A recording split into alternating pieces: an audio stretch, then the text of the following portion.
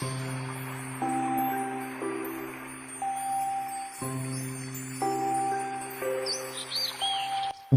Cultural publications. During the Buddha's time, the Dharma was transmitted orally. Later, it was disseminated through the means of texts, art, sculpture, and painting. In particular, texts played the most prevailing and influential role in the propagation of Dharma. Having elaborated briefly on the spread of Chinese Buddhism above, this section will focus on the revival of the Buddhist culture through the efforts of Yang Renchen, 1837 to 1911, from the late Hsing and early Republic of China eras. Recognized as the father of modern Buddhist Renaissance, Yang Wenhui, courtesy name Renchen, dedicated his abode to the establishment of the Jinling Sutra Publishing House in order to produce and disseminate Buddhist sutras. Subsequently, the Tianjin Sutra Publishing House, Beijing Sutra Publishing House, and Yangzhou Tianning Temple Kunlun Sutra Publishing House were founded. Furthermore, publishing houses were also set up in locations such as the Fuzhou-Gushane Yangquan Temple and Hanzhou Miao Temple. Of import concerning the Jinling Sutra Publishing House is that, according to Zhao Puchu, during the Cultural Revolution, Premier Zhu Enlai, 1898 to 1976, actually ordered for the safeguard of Jinling to be a top priority. To date, Jinling is still continuing the works of printing and publication of sutras. These publishing houses have played a vital role as to the preservation, proofing, printing, and dissemination of Buddhist texts. In regards to contemporary Buddhist publications, from as early as the Guangxu period, Master Zongyang was already publishing the Pinyin Canon in the Shanghai Hardun Garden. Sadly, this publication became lost during the war. This endeavor was sustained by the free distribution of books. For example, Master Yingang's selection of works, Master Hongyi and Feng Zikai's work on illustrations on life protection, Venerable Yuan Ying's 1878 to 1953 complete collection of Venerable Yuan Ying, and the Xuyun Almanac edited by Xin Liu from Guangdong. All of these works are of prodigious contributions to the spread and development of humanistic Buddhism. As Western philosophy began ascending in the East, the exchange of thoughts kindled the publication of various Buddhist publications.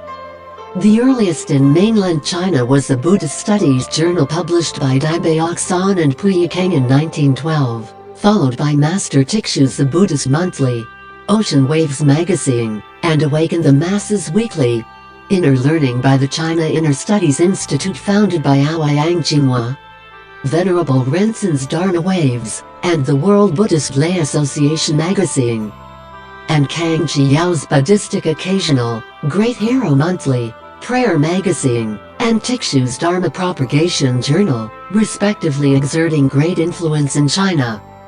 Other publications such as the Buddhist Daily in Shanghai, Awakening the World News in Beijing, and Buddhist Paper in Hangzhou were subsequently published. Moreover, publications in the Southeast Asian region include Lamp in the Ocean of People Monthly by Venerable Sky Chern and Tong Yi from Guangzhou Kaiyuan Temple, Humanistic Buddhism magazine by Venerable Tzu Hang, 1893 to 1954 in Southeast Asia, Endless Light by Venerable Zhu Mo in Macau, Hong Kong Buddhism by Venerable Kok Guang, and Inner Illumination by Malfa Temple. These numerous Buddhist publications have exerted tremendous influence on the spread and propagation of humanistic Buddhism.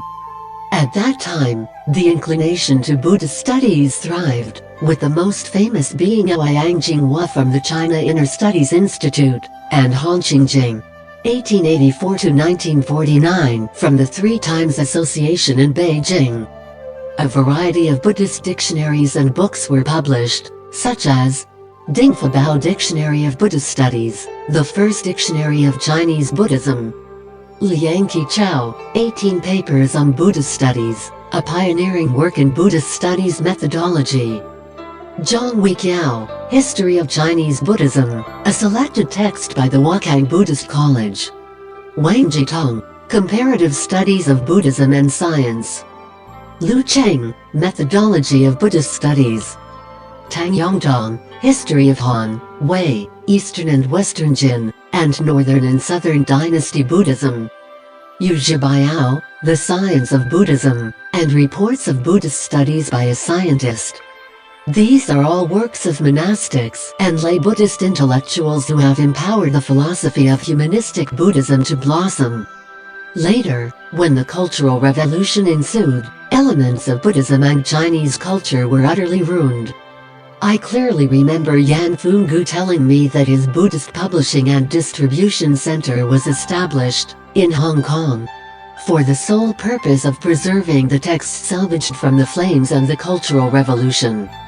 These texts were later transported to Hong Kong and reissued for publication. Renamed the Hong Kong Buddhist Sutra Publishing Center, Mr. Yan willingly acquiesced any request to secure overseas Buddhist texts and instruments. Through his willingness to salvage Buddhist texts at any cost, Mr. Yan is as admirable a protector of the Dharma as Yang Renchen. Amidst the Civil War, numerous Buddhist masters and intellectuals turned to Taiwan, Hong Kong, Singapore, and Malaysia to maintain their propagation efforts of humanistic Buddhism, thus safeguarding Buddhist culture. To name but a few, in 1948, Venerable Hsing came to Taiwan from Southeast Asia. The following year, Venerables Hsing, Nanting, Dongchu, and Pai Sheng also arrived in Taiwan, followed by monastics from Hong Kong such as Venerables Taisang, Cheng Ling, Yin Shun, Yin Pei, Taoan, Zhenjun, 1919 to 2011, Shu Ming, and Ta Pen. 1. Wide circulation of Buddhist publications at rock-bottom prices. Concerning Buddhist publications in Taiwan, the initial recurrent publications were Buddhism Taiwan, and also Ocean Waves magazine founded by Venerable Hsing and inherited by Li Ziquan, 1882 to 1973. Established by Master Tikshu, Ocean Waves magazine was later reinstated by Venerable Taotung under the new title Awaken the Masses Weekly, and later managed by Lin Qingtung, 1924 to 1976. As for Human Life magazine, founded by Venerable Tung Chu, I also assisted as editor-in-chief for 6 years. Others include Awakening Living Beings magazine, later retitled Bodhidharma magazine, was founded by Li Bingnan and Chu Fei. Chinese Buddhism, founded by Venerable Pai Sheng. Buddhist Youth, founded by Venerable Lin Hang. Awakening the World periodical, founded by Chang Shaokai, his son Chang Zhao Shu, and myself as editor-in-chief.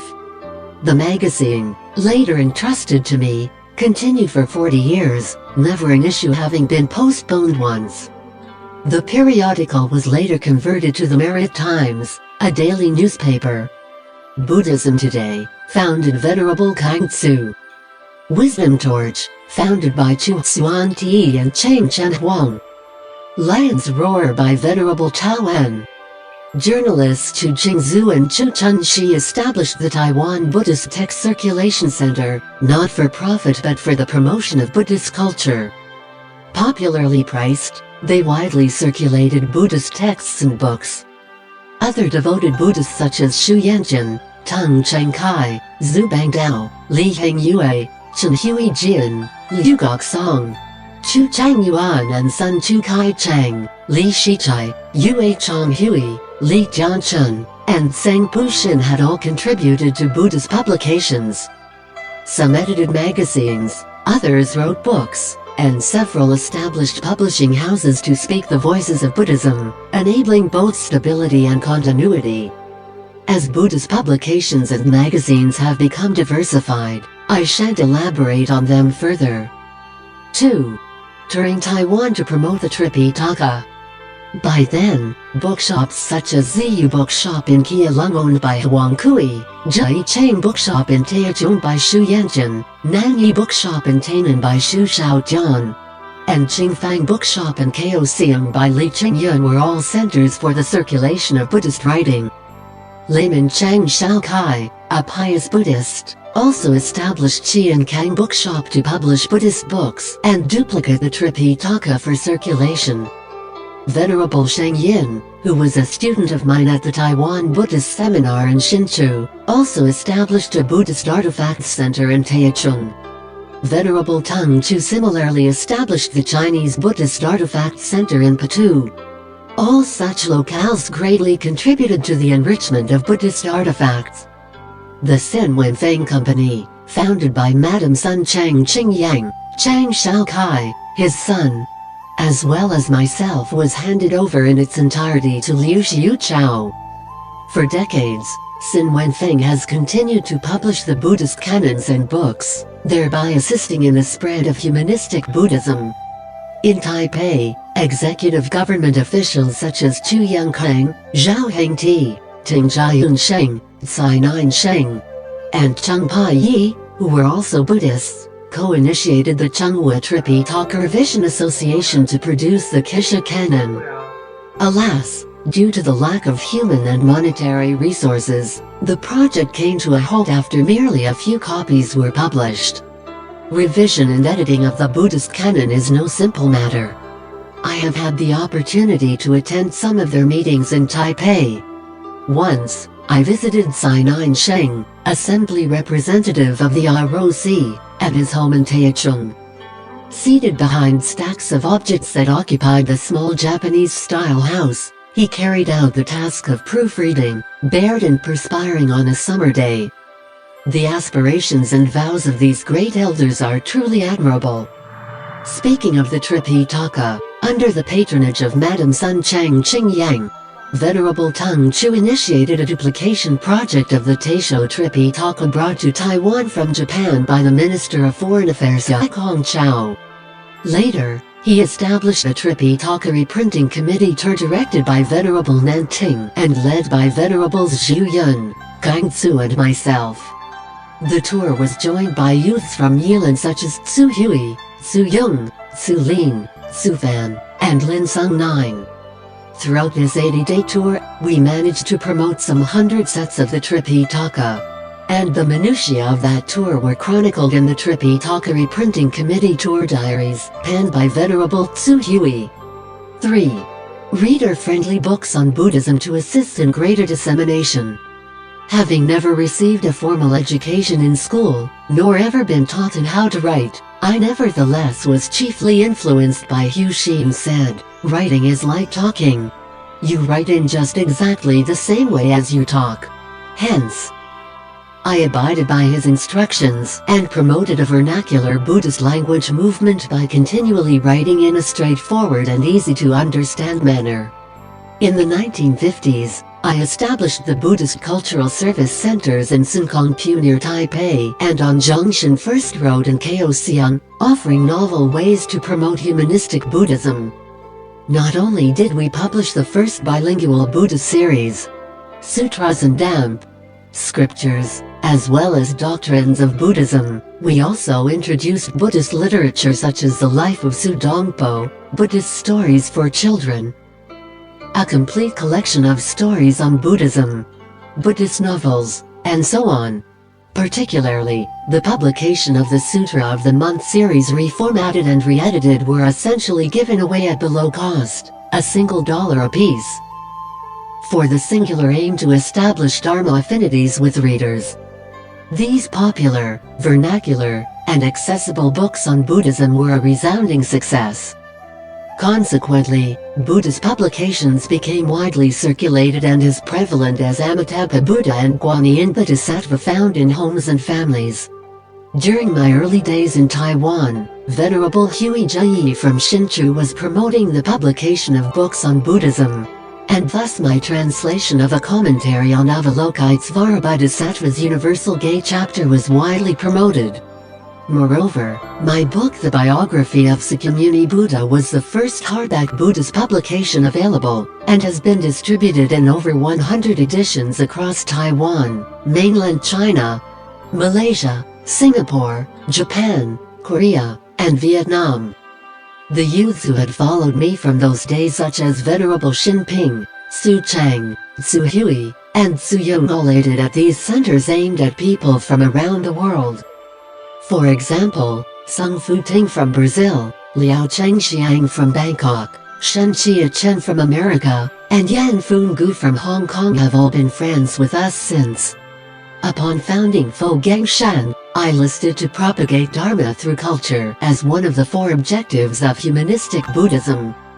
Ensuing the publications of Awakening the World periodical and Universal Gate magazine, I founded the Maritimes newspaper in 2000, which later became listed among Taiwan's 4 major newspapers, bringing Buddhist beliefs of truthfulness, virtue, and beauty into society and families on a daily basis. As cultural publications in Taiwan continued to thrive, Buddhist magazines also became available in mainland China 1 decade after the Cultural Revolution. For instance, Dharma Voice magazine, founded by my good friend Hao Puchu, president of the Buddhist Association of China, is also a publication aimed at promoting Buddha's humanistic Buddhism. At present, the development of Buddhist culture in mainland China is similarly seeing brighter days. On an annual basis, there are on average 200 academic conferences held by institutes and temple organizations, each publishing a variety of journals, magazines and books. Furthermore, 365 days for travelers, wisdom from Chinese literary and Buddhist classics, a conception 50 years in the making, was published by the Beijing People's Publishing House. My 16-volume narrative Buddhist Affinities Across 100 Years, published by the Shanghai Sanlian Publishing House, was widely read, according to what President Xi Jinping said in our meeting. I read all your books. In addition, City Press Group also published my latest narration in 2015, Hear Me Out, Messages from a Humble Monk. 4. Catering to the needs of the time with suitable means of propagation. All of the aforementioned publishing houses are eminent institutions under the Communist Party. In spite of Buddhism's devastation throughout the Cultural Revolution, the party's contemporary leadership and committees are now professing greater thoughtfulness to Buddhism. Considerable appreciation goes to their vision and support for the Chinese Buddhist culture. This greatly enhances our hope for the future of Buddhism and Chinese culture, as well as affirms our mutuality for the cross-strait propagation of humanistic Buddhism. Of note, Venerable Zhu Kang, current president of the Buddhist Association of China, is now utilizing internet technology and promulgating Buddhist culture in a dozen languages. The future of humanistic Buddhism is undoubtedly infinite. In the efforts of cultural publications, Humanistic Buddhism caters to the need of different eras by developing from the earliest translations of Buddhist texts by etchings on wood or stone to publications of magazines, journals, newspapers and digital mediums.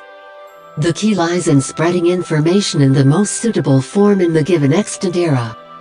The features of books not only consist of fine printing quality and cloth-bound hardcovers, but their foci are of literary quality, written in vernacular and easy-to-understand languages that are easy to read, as well as pertinent to life. By instructing us and enriching our minds, we are inspired to cultivate ourselves and reach out to help others. These are all expedient means through which humanistic Buddhism holds true to the original intents of Buddha, so as to cater to the aptitudes and needs of all living beings. Dedication of merits. May kindness, compassion, joy and equanimity pervade all worlds. May we cherish and build affinities to benefit all beings. May Chan, Pure Land and precepts inspire equality and patience. May our humility and gratitude give rise to great vows.